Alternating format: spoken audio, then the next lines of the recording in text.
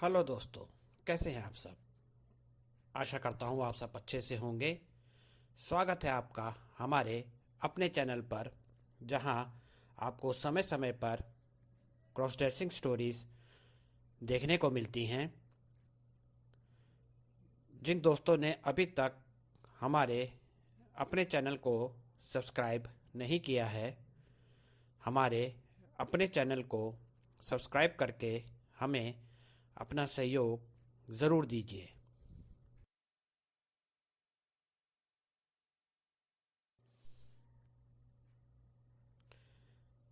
दोस्तों, हमारी आज की कहानी का शीर्षक है कैलाश बना कल्याणी।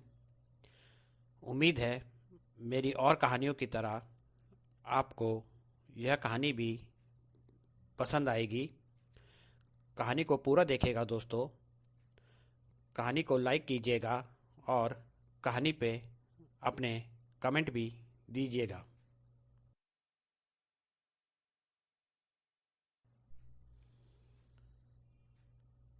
मेरी यह कहानी मेरे कैलाश से कल्याणी बनने की चाहत की है, जिसे मैंने अपनी दुनिया में किस तरह पूरा किया वह आप इस कहानी में देखेंगे।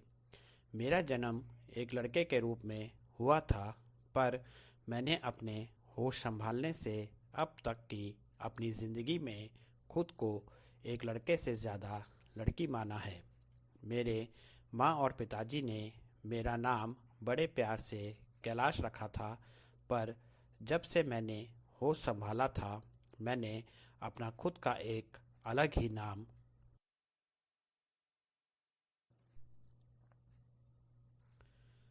रख लिया था। हालांकि मेरा यह नाम मेरी पहचान के साथ मेल नहीं खाता था, पर फिर भी मुझे यह नाम बहुत सुकून देता था। यह मेरा वह नाम था जिसके अनुसार मैं बनना चाहता था। इस नाम के साथ मैं अपनी पहचान बनाने के हमेशा से सपने देखा करता था। मेरा जन्म महाराष्ट्र के एक छोटे से गांव में गरीब परिवार में हुआ था। एक गरीब परिवार में पैदा होने की वजह से हर माता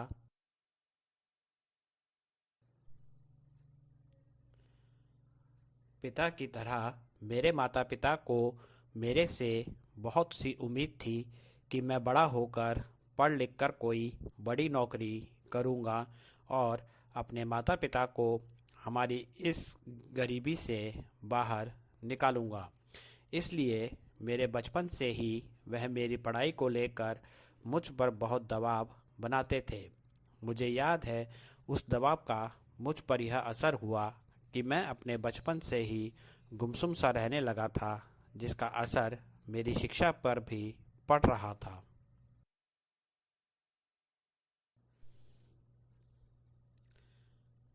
घर में कोई मेरा भाई बहन भी नहीं थे जिनको मैं अपने बचपन के सुख दुख का सहारा बनाता, और हमेशा पढ़ाई के दबाव के कारण मेरा घर से बाहर जाना भी कम होता था, जिससे मेरा कोई दोस्त भी नहीं था।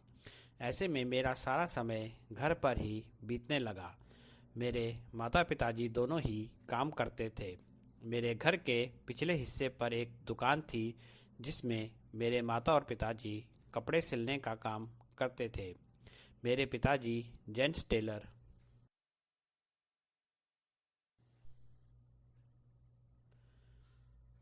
और माताजी महिलाओं के कपड़े सिलने का काम करती थी। मेरे माताजी और पिताजी दोनों अपने काम में पूरे दिन व्यस्त रहते थे। मैं अकेले घर पर गुमसुम सा उदास सा मन लिए पढ़ाई में लगा रहता था। जब मैं थोड़ा बड़ा हुआ तो मैं भी अपने माता पिताजी के काम में थोड़ा बहुत हाथ बटाने लगा। मुझे याद है जब मैं 5वीं कक्षा में पढ़ता था तो अपने माँ और पिताजी का उनके काम में हाथ बटाने के लिए जो कपड़े वह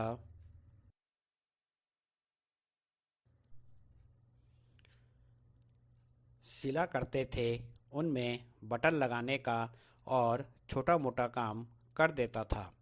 यहीं से मुझे अपनी ज़िंदगी में एक नई राह मिली, जिसे क्रॉस ड्रेसिंग कहते हैं। बचपन में क्रॉस ड्रेसिंग शब्द से मैं अनजान था, पर अब यह शब्द मेरी ज़िंदगी का एक अहम भाग है।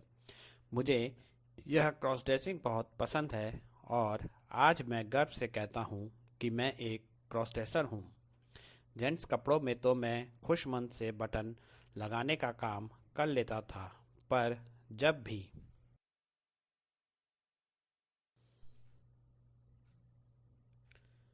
लेडीज़ कपड़ों को मैं अपने हाथों में लेता था तो मेरे दिल में एक अलग ही खुशी का एहसास होता था।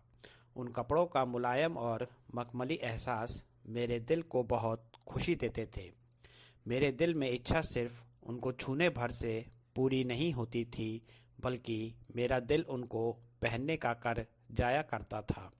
मुझे याद है जिस दिन मैंने पहली बार उन लेडीज़ कपड़ों को पहनने की कोशिश की थी, वह कपड़ा मेरी उम्र के बराबर की एक लड़की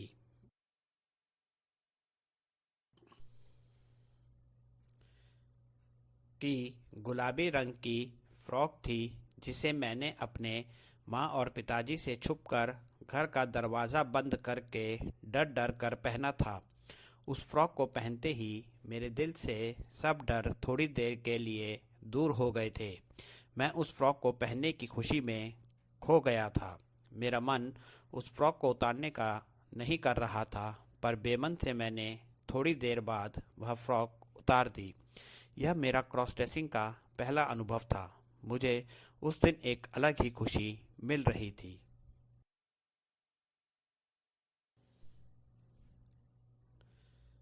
मैंने उस खुशी को कई दिनों तक महसूस किया।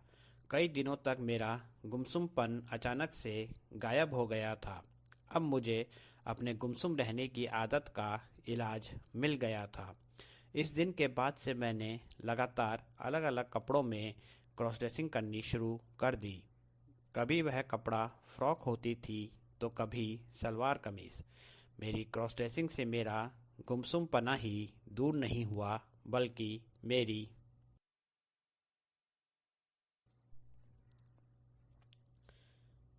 क्रॉस ड्रेसिंग का असर मेरी पढ़ाई में भी पड़ा और मेरा मन अब पढ़ाई में लगने लगा, जिसका नतीजा यह हुआ कि मैंने अपने स्कूल में शिक्षा में प्रथम स्थान प्राप्त किया।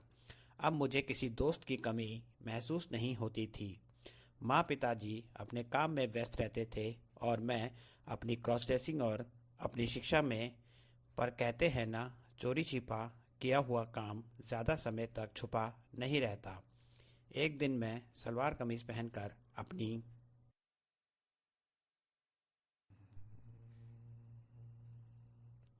पढ़ाई में व्यस्त था, तभी अचानक से माँ कमरे में आ गई। मैं अचानक से माँ को कमरे में देखकर चौंक गया। जितना मैं माँ को देखकर चौंका था, उतना ही माँ भी मुझे देखकर चौंक गई थी। मुझे दूसरे के सलवार कमीज में देखकर माँ का गुस्सा सातवें आसमान पर चढ़ गया। उन्होंने पिताजी को भी कमरे में बुला लिया और पिताजी के सामने ही मेरी जोरदार पिटाई लगाई।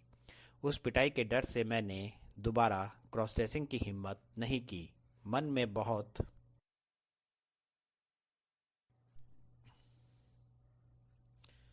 बार आया कि दोबारा से चोरी छुपे सावधानी से क्रॉस ड्रेसिंग शुरू कर दूं, पर मैं हिम्मत नहीं कर पाया। एक बार फिर से मैं गुमसुम सा रहने लगा। हमारे गांव का स्कूल 10वीं कक्षा तक ही था।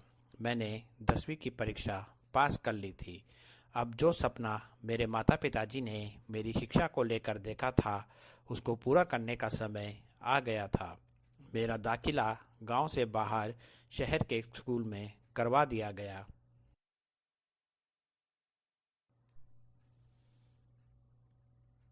और रहने के लिए मैंने एक कमरा स्कूल के पास ही ले लिया।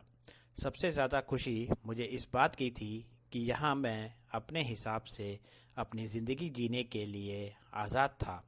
कुछ दिन तक पिताजी मेरे साथ यहीं रहे। उसके बाद वह गांव वापस चले गए। अब मैं घर में अकेले में सलवार कमीज़ पहन सकता था, लड़कियों की तरह साज श्रृंगार कर सकता था। मैंने अपने लिए 2 सलवार कमीज़ और कुछ श्रृंगार का हल्का सामान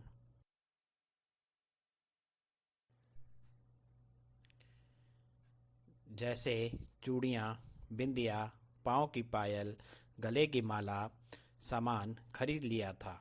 अब जितना समय मैं स्कूल में बिताता था, बस उतने समय के लिए मैं कैलाश होता था। बाकी समय में कल्याणी होती थी, जो एक लड़का ना होकर एक लड़की के समान थी।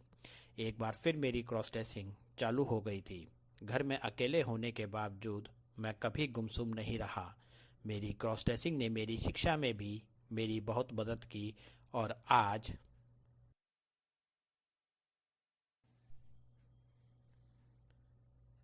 ज़िंदगी के सफ़र में मैं एक सफल इंजीनियर हूँ, जिसका श्रेय मैं अपने माता पिता के साथ साथ अपनी क्रॉस ड्रेसिंग को भी देता हूँ। मेरी क्रॉस ड्रेसिंग पहले की तरह आज भी मेरे साथ है। कहानी को पूरा देखने के लिए धन्यवाद दोस्तों। मिलते हैं नई कहानी के साथ जल्दी ही। आपका अपना नयन भास्कर।